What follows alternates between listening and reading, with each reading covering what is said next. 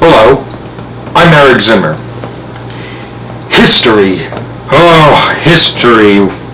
It was always my strongest subject in school. I am a huge history buff. Speaking of which, I'm gonna read you a great story today. Well, actually, it's an entire book about him. It's called Kings and Queens, a chronicle of history's most interesting monarchs. It tells all about Europe's greatest royal families, their dark pasts, and some interesting stories about some particular monarchs. And if you thought you had a violent temper or one of your friends did, you ain't seen nothing yet with some of these. Half of this book is dedicated to the British royal family, and this book was written by Brenda Ralph Lewis. Half of it is dedicated to England. Sorry.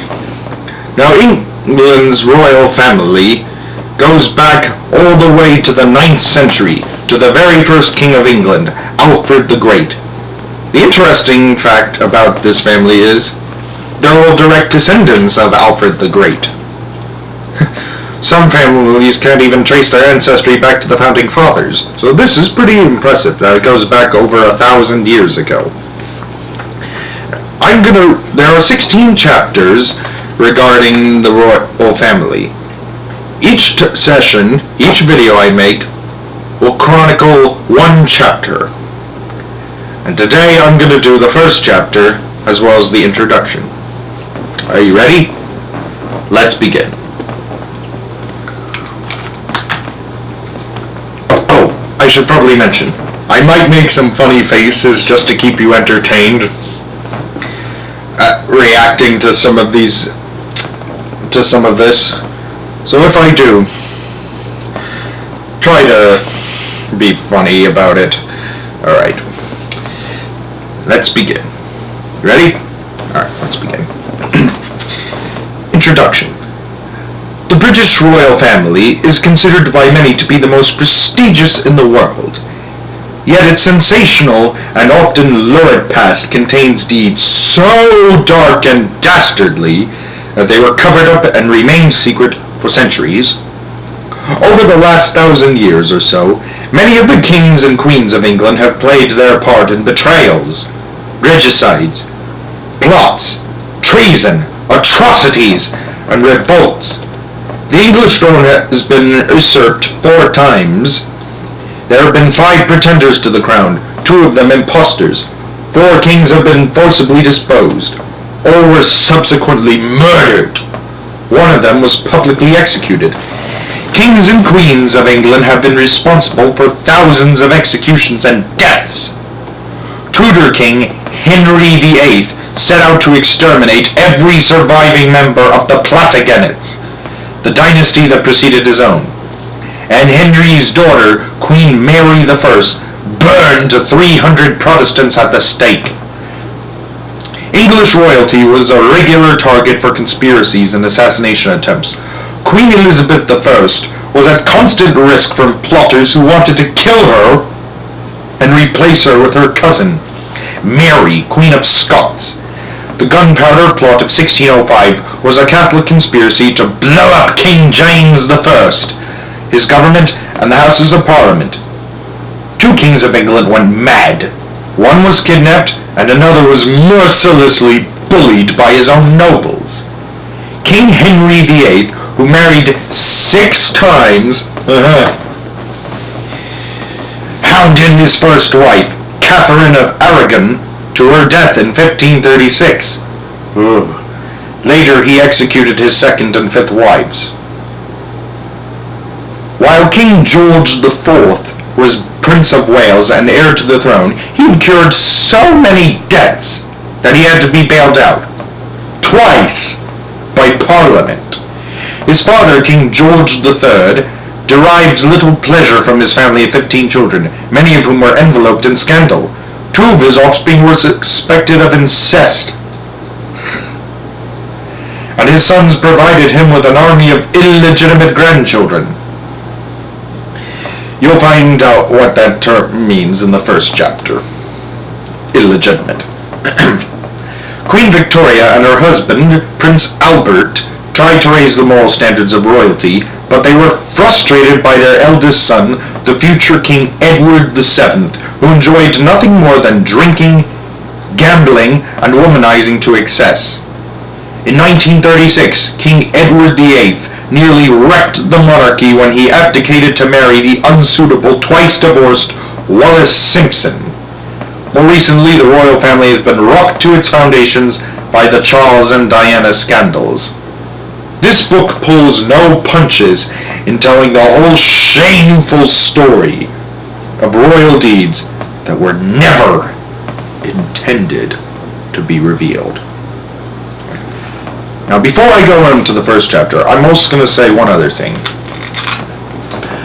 I might make some side notes here and there, and you'll know that when I'm looking up at the camera. Just to elaborate a little bit more on things that might be confusing. Right, anyway, let's begin. Chapter 1. The Normans, Conspirators and Conquerors. A dirty business. Exactly what happened in the New Forest in southern England on August 2nd, 1100 remains a mystery, despite the fact that it was broad daylight and there were several eyewitnesses. On that morning, King William II, nicknamed Rufus for his red hair, red face, and violent temper, ate an early breakfast and set off for the forest, equipped with bows and arrows for a day's hunting. His close friend, Walter Tyrrell, went with him. Once inside the forest, the royal hunting party spread out in search of prey. Tyrrell remained with the king, and soon the beaters accompanying the hunt drove a herd of stags towards the pair. King William shot at them, but missed. According to a witness named Knighton, the king shouted to Tyrrell, Draw your bow for the devil's sake, or it will be the worse for you." It has long been accepted that Tyrrell did as he was told, but his arrow ricocheted off a tree, missing the stag and striking the king in the chest. The English chronicler and historian William of Malmesbury, writing a few years later, described what happened next. On receiving the wound, the king uttered not a word, but breaking off the shaft of the weapon, where it projected from his body, fell upon the wound, by which he accelerated his death. Horrified, Tyrrell rushed to the king, but he was dead. Now Tyrrell's only concern was to escape. He leapt onto his horse and spurred it on through the dense forest, galloping furiously without stopping until he reached the English Channel and crossed to France. From there, Tyrrell vehemently denied killing the king and continued to deny it for the rest of his life. When the news of the king's death spread, many people in Europe claimed they had experienced premonitions of the event. In Belgium, Abbot Hugh of Cluny revealed he had received a warning on the night of August 1st that the King of England would die the next day. A monk told that on August 2nd, while his eyes were closed during a prayer, he had a vision of a man holding a piece of paper bearing the message, "King William is dead." When the monk opened his eyes, the vision disappeared. The circumstances of the king's death remained shrouded in secrecy. Tyrrell, the prime suspect, was never punished in any way, and most people were inclined to believe his denials. Yet no further investigations into the death took place, nor is any evidence ever submitted. So the death of King William II went down in history as a tragic accident. The story quickly spread that the king's death was really a murder that had been disguised as an accident. The disrespectful way in which the king's body was handled after the fatal hunt seems to point to a murder plot.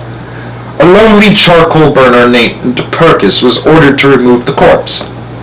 Purkis placed the king on an old wooden cart and covered him with an old work cloth.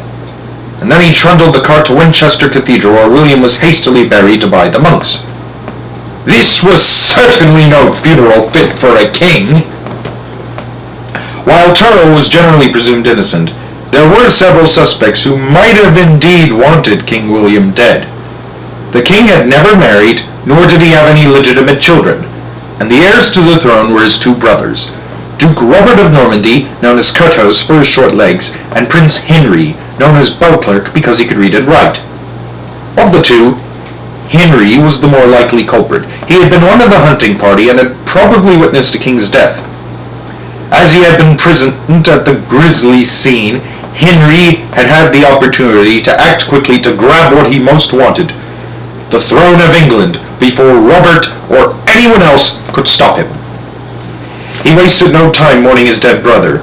Instead, he went straight to Winchester, where he seized the royal treasure, then raced the 60 miles to London and had himself crowned king. It was all over within 3 days. By August 5th, Henry was England's new sovereign. Resentful and greedy, Henry had plenty of reasons for having wanted the king dead. When his father, King William I, known as William the Conqueror, had died in 1087, Henry had been overlooked and received neither titles nor land. Robert Curthose, on the other hand, was awarded the family duchy of Normandy in France, and William was placed on the throne of England. All Henry received was £5,000 in silver. Although this was a huge amount of money in the 11th century, it was not nearly enough for a cunning, hard-nosed prince who felt he had been wronged. Robert Curthose was also suspected of wanting the king dead, but it is unlikely that he was involved in the affair. Robert dearly wished to rule England, and had been deeply disappointed when his father chose William to succeed him on the English throne. After all, Robert was the elder brother. Twice Robert had tried to seize the kingdom. At the start of King William II's reign in 1087, and again in 1088. And twice he had failed. But William the Conqueror had had good reason for passing Robert over. William had won his crown at the Battle of Hastings in 1066, and from then on ruled England by force. He considered Robert weak and easily led. It would have been easy for his stronger-minded barons to get the better of him. And that was the last thing William the Conqueror had in mind. William the Conqueror wanted a brute like himself to succeed him. That brute was not Robert, it was William. Oh, on a side note, King William I also had another nickname. You're not gonna believe what it was. William the Bastard. Though, of course, none of them ever said it right in front of his face. If they did, they'd probably be executed. But anyway.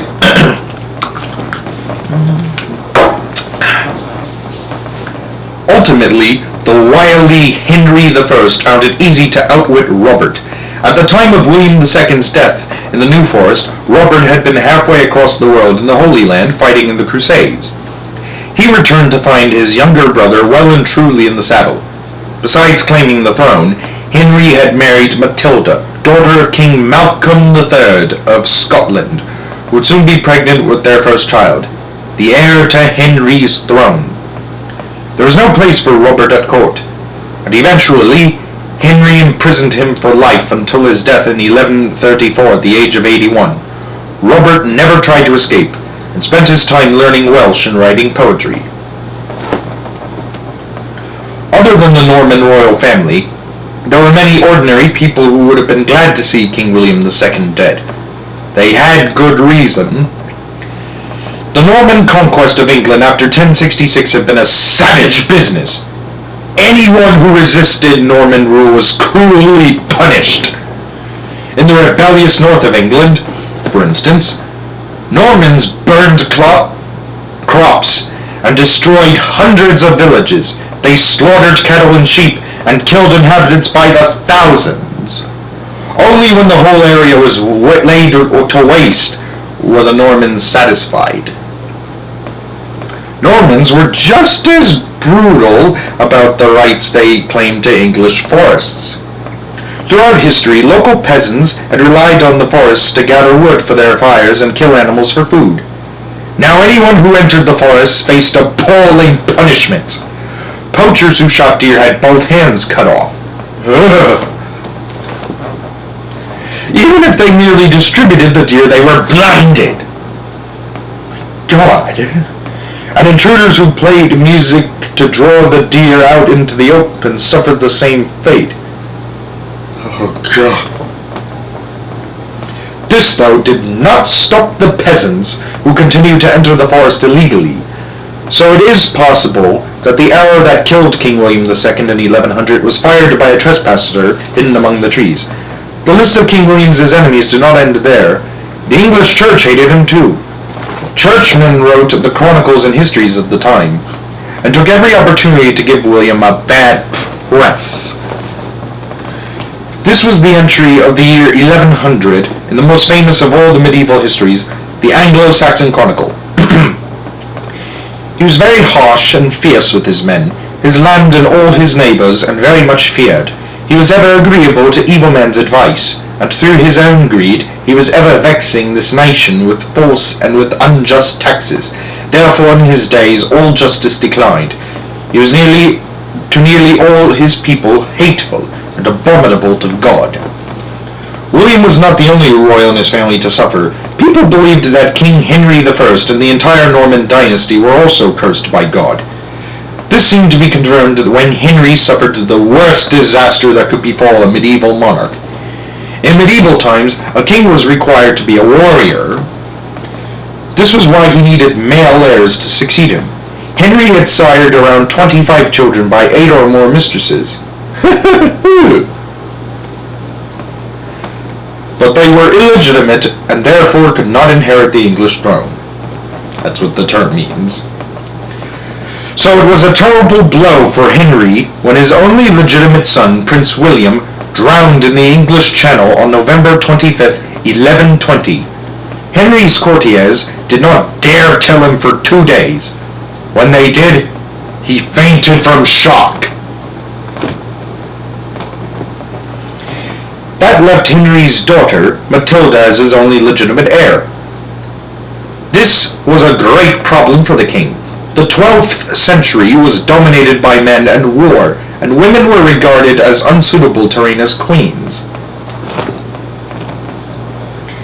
Henry's first wife, Matilda, was dead, so he remarried hoping to have more sons. But Henry, now 53 years old, was unable to father more children. So the king resolved that his only heir, Matilda, would, after all, reign. Although she was only 19 years old, Matilda was very much like her father. She was intelligent, forceful, well-educated, and self-confident. She was also highly disagreeable. Henry felt sure that Matilda could continue his policy of strong-arm rule, but the decision was not his alone. Matilda had to be accepted by the country's powerful barons. The barons of England and Normandy were semi-independent, with their own private armies, fortified castles, and extensive landholdings. These were powerful men who were not afraid to voice their opinions to the king. Henry realized that the barons were much too pig-headed to welcome the idea of a woman reigning over them, but he was desperate. So he commanded the nobles to swear an oath before God, accepting Matilda as his rightful successor. Henry made them swear 4 times. In 1127, 1128, 1131, and 1133. Although the barons resented being forced to take the oath, they were only too well aware that Henry was not a man to be refused. The barons, however, were just biding their time. As soon as King Henry died in 1135, they went back on their oaths, but not because Matilda was a woman. The barons knew she was more than a match for them, and that they would never be able to get the better of her. They had their eyes on a far more malleable candidate. Stephen de Blois, Matilda's first cousin, was a gentleman. He was kind-hearted, good-natured, and tolerant. In other words, he was a promising soft touch. This did not mean, though, that Stephen lacked cunning. As soon as he heard that his uncle, Henry I, was dead, he left France for England.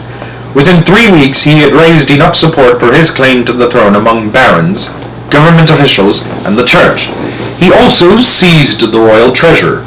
On December 22nd, 1135, Stephen had himself crowned king. The result was civil war, because Stephen was a usurper, with no legal right to the throne.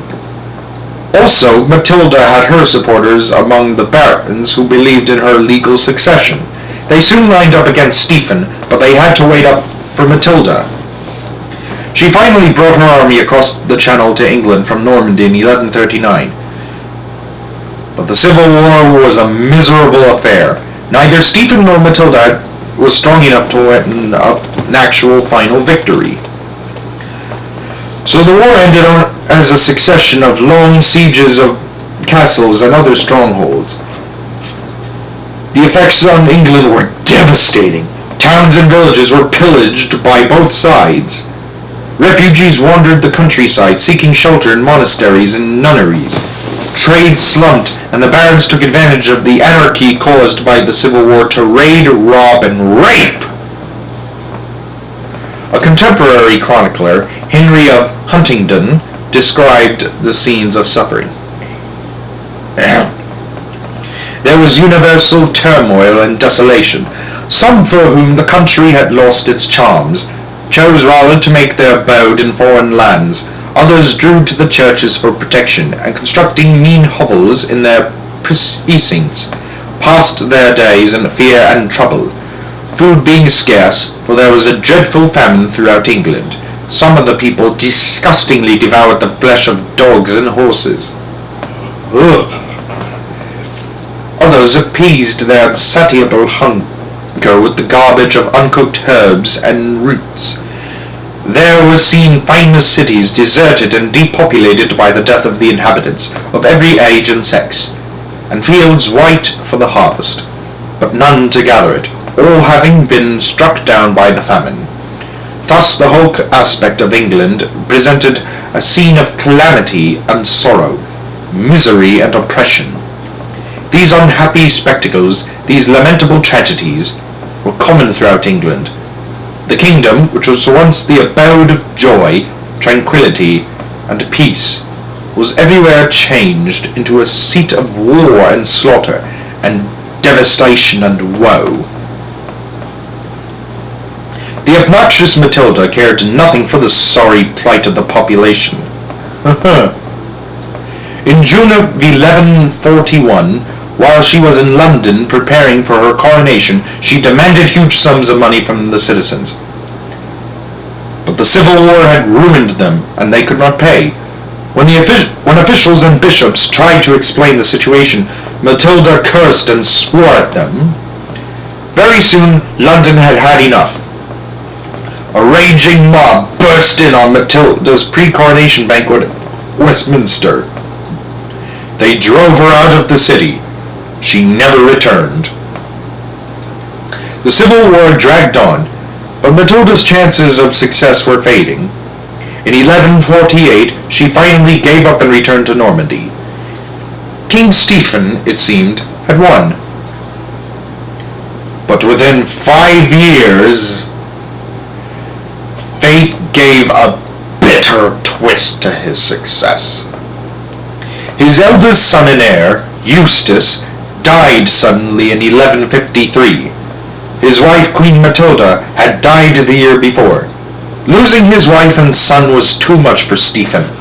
Although he had other sons, he was too heartbroken to groom them for the throne. Instead, in 1153, he made a deal with Matilda and her 20-year-old son, Henry Plantagenet. Henry was named as Stephen's successor on the condition that he allow Stephen to remain in England while he lived. But Henry did not have to wait long. Less than a year later, on October 25th, 1154, Stephen, the last of the Norman kings, died. Now Henry Plantagenet became King Henry II, the first monarch of the new Plantagenet dynasty. Henry was a lot like his mother, hot-tempered, masterful, and stubborn. He was also like a time bomb waiting to go off. What followed was the most vicious royal family quarrel England had ever seen. And it was a fight to the death. And we shall find that out next time when we read Chapter 2, with the House of the Plantagenets. I hope you all enjoyed it. Have a good night.